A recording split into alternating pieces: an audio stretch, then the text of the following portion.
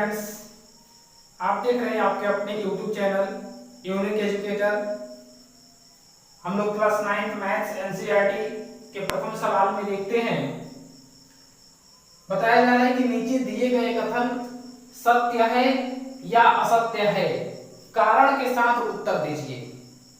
आप देख सकते हैं क्या लिखा हुआ है कि नीचे दिए गए कथन सत्य है या असत्य है, कारण के साथ उत्तर देना है।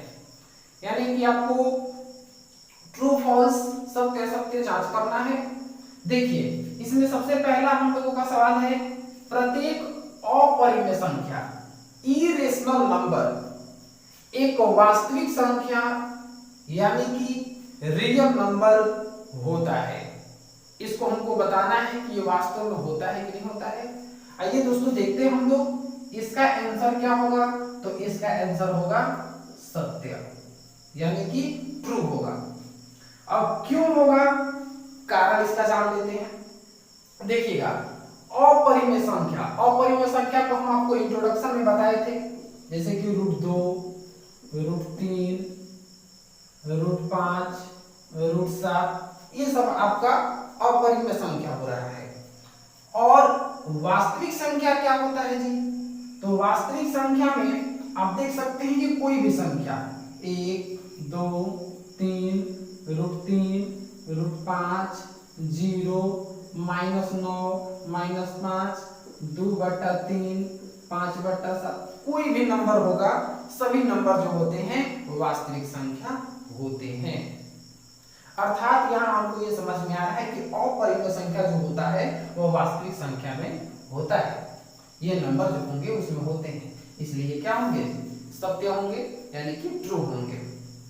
दूसरा सवाल क्या है जी? दूसरा है, संख्या रेखा का प्रत्येक बिंदु √m के रूप का होता है, जहां m एक प्राकृत संख्या है। यानी कि प्राकृत संख्या √m के जैसा होता है या नहीं होता है, लाइन सेगमेंट पर हम देखेंगे, जांच करेंगे। जांच करने के पहले हम इसका आंसर पता करते हैं। तो आंसर क्या होगा जी?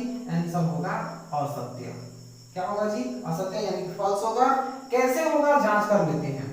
संख्या रेखा पर हम देखते हैं, संख्या रेखा पर बीच में 0, इधर -1, -2, -3, -4 और इधर आपका प्लस में 1, 2, 3, 4 होता है।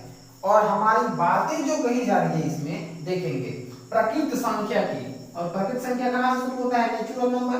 नेचुरल नंबर शुरू होता है 1, 2, 3, 4 से शुरू होता है और केवल किसमें होता है जी? प्लस में होता है। जबकि यहाँ बात कहा जा रहा है कि √m के रूप का होता है। कौन? प्रकृत संख्या। तो प्रकृत संख्या में देख रहे हैं केवल 1 से अनंत तक आएगा और सभी प्लस में आएगा, जबकि आपका संख्या रेखा पर निगेटिव भी आ रहा है और 0 भी आ रहा है। तो इस तरह से हम देखते हैं कि √m के रूप में प्रकृत संख्या नहीं होता है।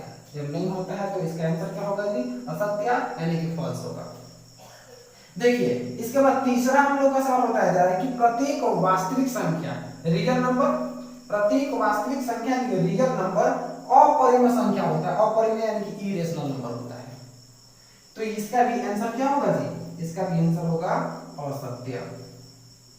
कैसे होगा, इसको भी जांचते हैं।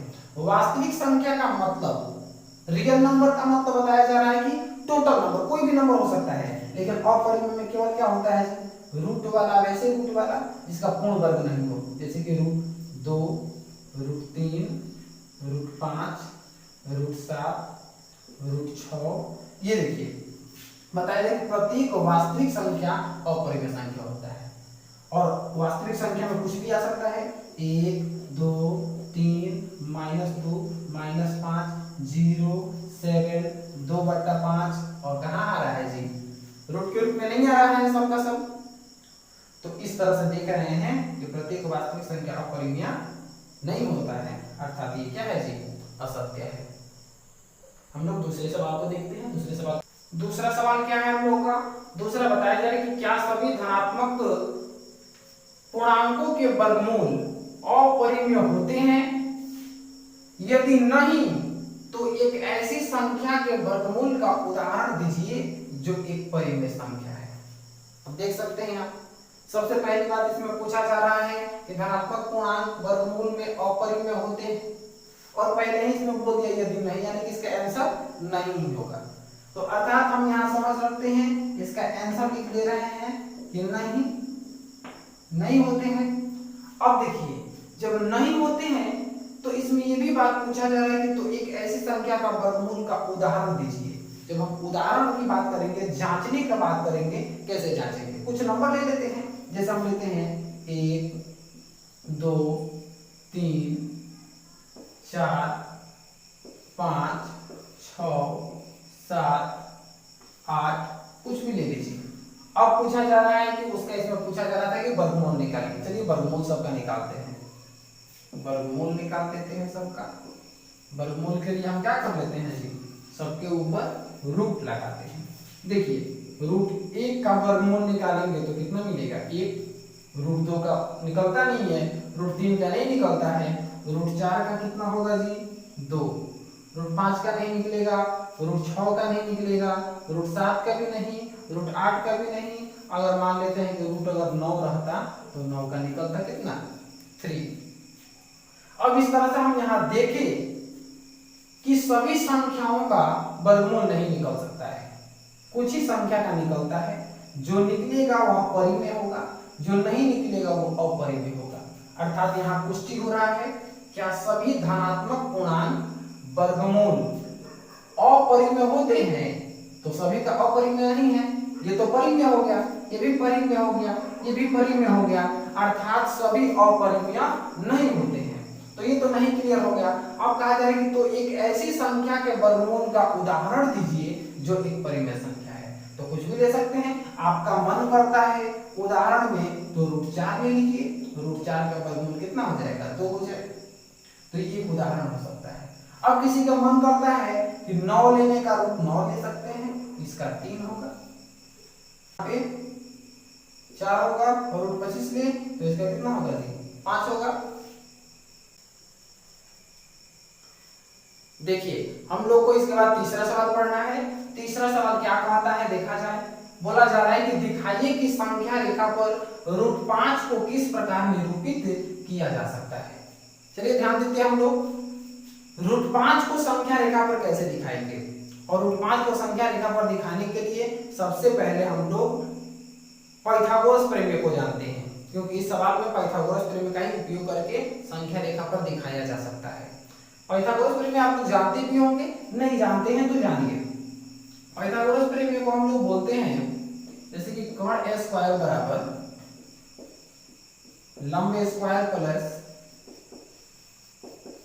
आधार का स्क्वायर, और कर्ण को क्या बोलते हैं जी h स्क्वायर बराबर में p square plus b square, यानी कि hypotenuse square equal perpendicular square plus base square. अब ध्यान रखिए कि ये कर्ण लंब आधार यानी कि HPB जो होता है वह कहाँ होता है। तो इसके लिए हम लोग, आपको मालूम होना चाहिए कि हम लोग एक त्रिभुज का इस्तेमाल करते हैं और उसी में ये चीज होता है। ऐसे पीछे वाले को हम लोग कर्ण बोलते हैं, इसको यानी कि H बोला जाता है, इसको लंब यानी कि P बोला जाता है, इसको आधार यानी कि B बोला जाता है। और यही आपका कर्ण लंब आधार जो होता है आपका मिल करके पाइथागोरस प्रमेय का निर्माण करता है, पाइथागोरस प्रमेय हो जाता है। अब पाइथागोरस प्रमेय के हिसाब से ही इस सवाल को बनाने का प्रयास करेंगे। कैसे बनाएंगे, इस त्रिभुज के माध्यम से समझ सकते हैं। जैसे कि मान लीजिए कि हमारे पास एक इस तरह का त्रिभुज है और इस त्रिभुज में नीचे का वैल्यू अगर 2 दिया हो, इधर वाला वैल्यू 1 दिया हो, यानी कि आधार दे दिया गया हो 2 और आपका लंब दिया गया हो 1, और हमको कर्ण क्या करना है जी निकालना है। जब कर्ण निकालिएगा आप h बराबर, तो h बराबर में आप देख सकते हैं यहाँ पर h स्क्वायर बराबर में कितना हो जाएगा जी p स्क्वायर। तो p यानी कि 1 का स्क्वायर, आप प्लस नीचे यानी कि 2 का स्क्वायर, तो h बराबर में आपका स्क्वायर को उस तरफ ले देते हैं तो रूट, और 1 का 1 होगा और यहाँ पे 2 दूना 4 होगा, यानी कि h का वैल्यू कितना मिलेगा जी रूट 5 हमको मिल जाएगा। और इसी तरह रूट 5 हमको क्या करना है जी दिखाना है। चलिए दिखाते हैं हम लोग।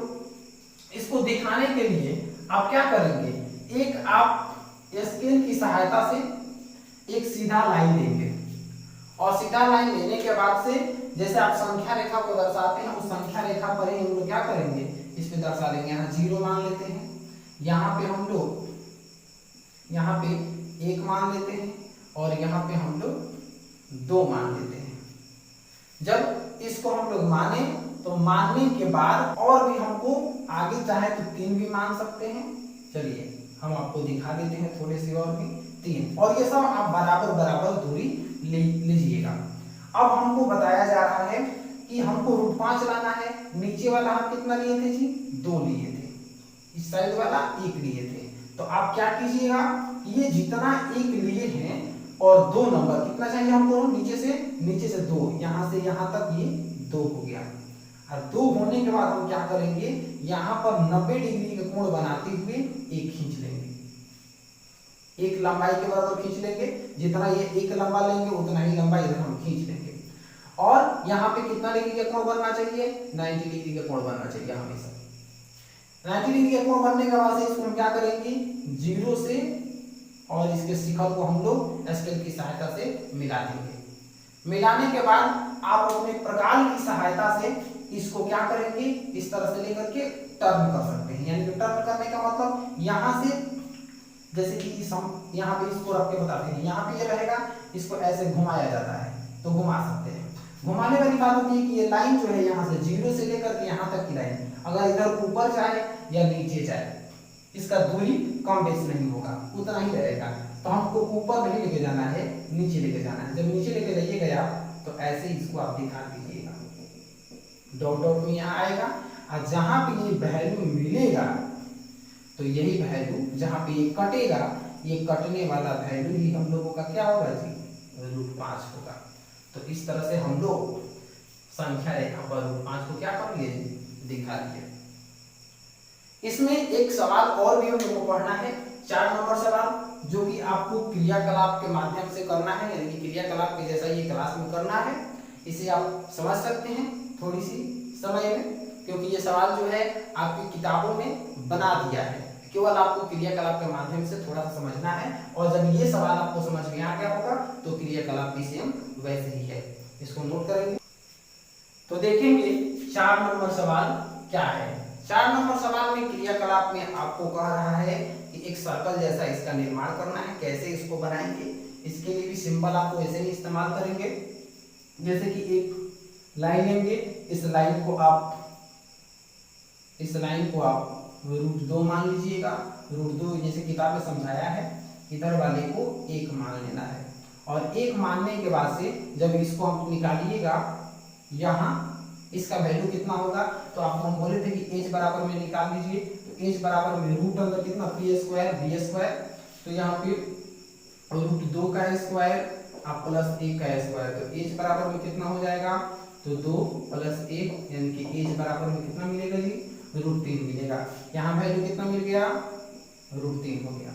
अब हम क्या करेंगे कि यहाँ पे 90 डिग्री का कोण बनाते हुए हम 1 खींच लेंगे। फिर से जब 1 खींच लिए तो √3 मिल गया, यहाँ 1 मिल गया। अब इसका वैल्यू हमको पता करना है कि ये कितना है। इसका वैल्यू पता करने के लिए फिर से हम h निकालेंगे। h निकालेंगे तो कितना मिलेगा, √3 का स्क्वायर 1 का स्क्वायर, √3 का स्क्वायर प्लस 1 का स्क्वायर मिल जाएगा। यहाँ पे 3 का स्क्वायर करेंगे, √3 का तो 3 मिलेगा और ये 1 मिलेगा तो √4 मिलेगा। कितना मिला, √4 मिला। इसका वैल्यू कितना हो गया, √4 हो गया। फिर से हम 90 डिग्री का कोण बनाते हुए हम क्या करेंगे, यहाँ पे 1 खींच लेंगे और उसके बाद हम फिर से यहाँ पर इसका वैल्यू पता करेंगे कितना होगा। तो इसका वैल्यू पता करने के लिए यहाँ √4 हो गया और 1 हो गया। तो फिर से हम h का वैल्यू निकालेंगे, तो √4 का निकालेंगे तो 4 होगा और 1 का निकालेंगे तो 1 होगा। तो यहाँ वैल्यू कितना मिलेगा, √5 मिलेगा। फिर से हम क्या करेंगे, 1 लेंगे और इसको हम लोग खींचेंगे तो इसको कितना मिलेगा जी, 6 मिलेगा। फिर से 1 लेंगे और फिर से यहाँ मिलाएंगे तो इसका √7 मिलेगा। फिर से 1 लेंगे और फिर से बनाएंगे तो √8 मिलेगा। तो यही प्रक्रिया जो है बार बार आपको दोहराते रहना है और एक ऐसा समय आएगा कि पूरा का पूरा चित्र ऐसे मिल जाएगा। तो इस तरह से मिल करके ये क्या करेगा जी, एक सर्कल का निर्माण कर लेगा। यही सवाल आपको क्रियाकलाप के माध्यम से करना है। अगर वीडियो पसंद आए तो लाइक करें, शेयर करें, चैनल को सब्सक्राइब अवश्य करें। हम लोग मिलते हैं नेक्स्ट वीडियो में, तब तक के लिए धन्यवाद।